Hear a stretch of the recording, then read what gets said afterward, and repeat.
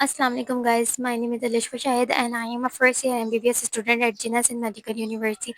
As you know guys के जो है MD PMDC ने MD कैट का सिलेबस 2025 के लिए अपडेट कर दिया है।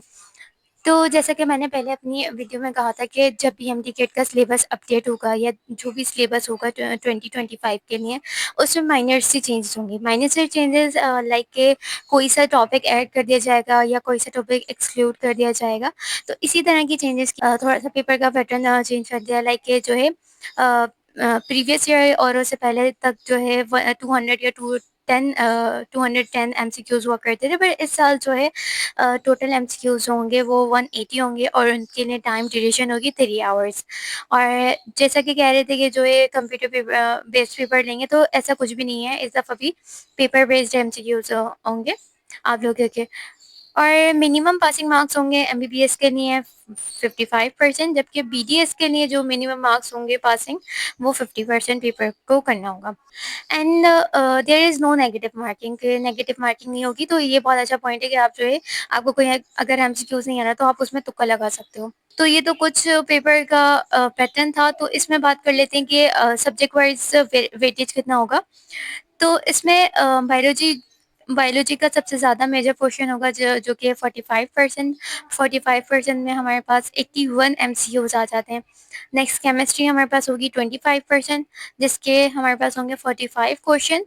फिजिक्स हमारे पास 20% होगी, उसके हमारे पास एमसीक्यूज होंगे 36%। अच्छा, कुछ स्टूडेंट्स को जो है ना फिजिक्स से बहुत डर लगता है, तो वो कहते हैं चलो अच्छा ही उनके लिए तो अच्छा ही हो गया कि जो है 20% एमसीक्यूज होगी, यानी 36, सिर्फ 36 क्वेश्चन होंगे। ठीक है। इंग्लिश का हमारे पास 5% होगा और लॉजिकल रीजनिंग भी 5% होगा, तो इन दोनों के हमारे पास 9 क्वेश्चन होंगे। अच्छा, ओवरऑल ये टोटल एमसीक्यूज होंगे 180 हो गए।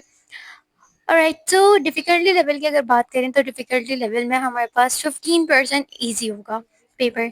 50% ईज़ी एमसीक्यूज़ होंगे, मतलब कि ये हर कोई बच्चा कर लेगा। ये वो बच्चा भी कर लेगा जो कि याद करके नहीं जाएगा, जो तैयारी करके नहीं जाएगा एमडीएड की।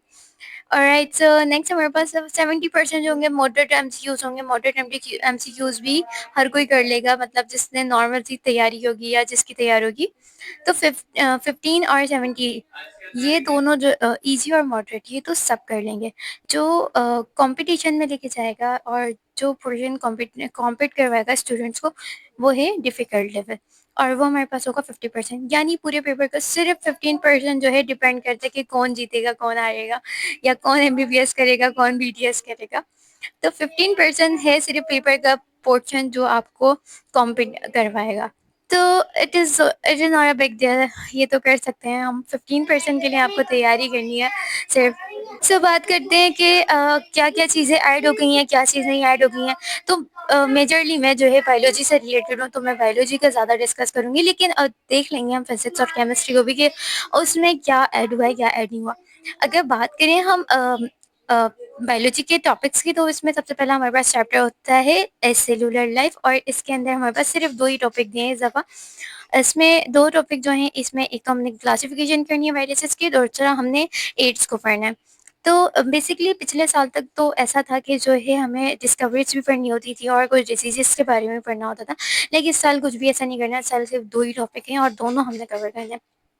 Next we have bioenergetics. Bioenergetics में हमने जो है ना एक बहुत ही आसान बात हो गई है कि इसमें से प्लांट की जो चीज़ है वो निकल गई, यानी फोटोसिंथेसिस उन्होंने एक्सक्लूड कर दिया है। ओनली जो है हमने रिस्पायरेशन पढ़नी है प्रोटीन की एज वेल एज फैट की, और उसको कंपेयर करनी है हमने ग्लूकोज के साथ। ठीक है।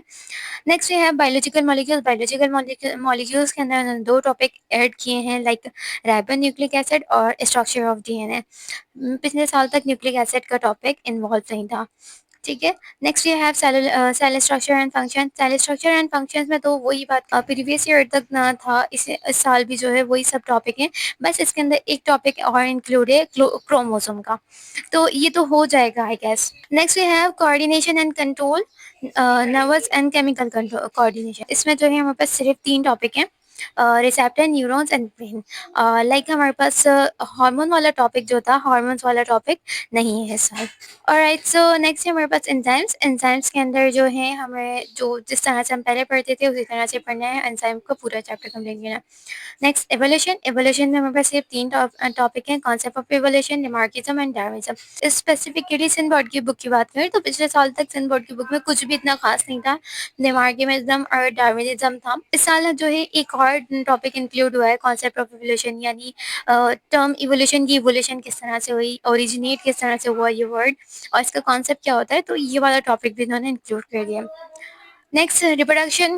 रिप्रोडक्शन में हमने वही करना है जिस तरह से पिछले साल तक करते थे, human reproductive system, menstrual cycle, sexually transmitted disease. Next chapter है support and movement. Support and movement जो है उसके अंदर वही सेम चीजें पढ़नी है। इनहेरिटेंस। इनहेरिटेंस में भी 3 टॉपिक दिए हुए हैं इन्होंने, Mendel's law of inheritance, gene linkages and crossing over, X-linked recessive inheritance. Circulation. Circulation में हमारे पास जो है सिर्फ सर्कुलेशन का पार्ट है और लिम्फेटिक सिस्टम का पार्ट है। लाइक पिछले साल तक जो ऐसा था कि हमें प्लांट्स के अंदर भी जो है कुछ ना कुछ सिस्टम पढ़ने पड़ रहे थे, तो इस साल हमें प्लांट्स या अदर एनिमल्स के नहीं पढ़ने पड़ेंगे। अच्छा, अब इसमें से बात करें तो इसमें एड ये तो हमने छोटे टॉपिक्स की बात की। अब अगर चैप्टर्स की बात करें तो इसमें से चैप्टर सबसे बड़ा प्रॉब्लम जो बच्चों को बहुत ज़्यादा प्रॉब्लम क्रिएट करता था या बच्चों को जिससे डर लगता था, किंगडम एनिमीलिया, उसको इन्होंने एक्सक्लूड कर दिया है। उसके बाद एक बैड थिंग जो मुझे लगता है कि नहीं करनी चाहिए थी और हो गई है, क्योंकि उसकी तो हमें नीड थी, किंगडम प्रोकैरियोट, उसको भी एक्सक्लूड कर दिया है। तो अगर आप लोग प्रोकैरियोट नहीं पढ़ेंगे तो आपको कैसे पता चलेगा बेसिक्स ऑफ। तो बैक्टीरिया के बारे में तो हमने अपनी माइक्रोबायोलॉजी में भी पढ़ना होता है एमबीबीएस में आके, तो एमबीबीएस में आके हमें बैक्टीरिया के बारे में नो हाउ होनी चाहिए, बट इन्होंने अपने सिलेबस में से हटा दिया है। आई रियली डोंट थिंक कि ये इन्होंने अच्छा किया है। Next we have homeostasis. Okay, तो ये होम्योस्टेसिस का टॉपिक जो है इन्होंने ऐड कर दिया है। इसमें जो है आपने पढ़नी होती है बेसिकली किडनी का स्ट्रक्चर एंड फंक्शन, ठीक है, और थर्मोरेगुलेशन और एक्सक्रीशन। बेसिकली आपने होम्योस्टेसिस को इसमें पूरा पढ़ना है, और आई थिंक कि ये जो है बहुत अच्छी चीज़ है, क्योंकि होम्योस्टेसिस का कॉन्सेप्ट आप जो है एमबीबीएस में आगे भी पढ़ेंगे। तो ठीक है, अभी से कॉन्सेप्ट लेके आओगे तो आपको बहुत ज़्यादा बेनिफिट होगा। ये बात तो हो गई बायोलॉजी की। तो बायोलॉजी में इन्होंने यही चेंजेस किए हैं। होप कि ये सारी चेंजेस आप लोगों के लिए बेनिफिशियल हो, ठीक है, और आप अच्छा स्कोर कर सको। अब बात करते हैं केमिस्ट्री और फिजिक्स की। केमिस्ट्री और फिजिक्स में मुझे इतना ज़्यादा कुछ चेंजेस या कुछ ज़्यादा मेजर चेंजेस नज़र नहीं आए, बस सिर्फ ये नज़र आया कि कुछ ज़्यादा इन्होंने कुछ चैप्टर इन्होंने इंक्लूड कर दिए। लाइक जैसे इंडस्ट्रियल केमिस्ट्री ये नहीं था, ये साल ऐड कर दिया गया है।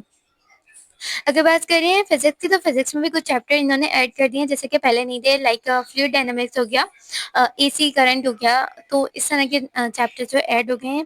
अब अगर बात करूँ मैं कि यार ये करना किस तरह से तैयारी इसकी, तो देखो बेसिकली आपके पास जो एमडीकेट होगा ना, ये जुलाई के एंड में होगा, या फिर हो सकता है कि आप लोग की किस्मत ज़्यादा अच्छी, आपको और डेज मिल जाए तैयारी करने के लिए, तो ये अगस्त के शुरू में भी हो सकता है।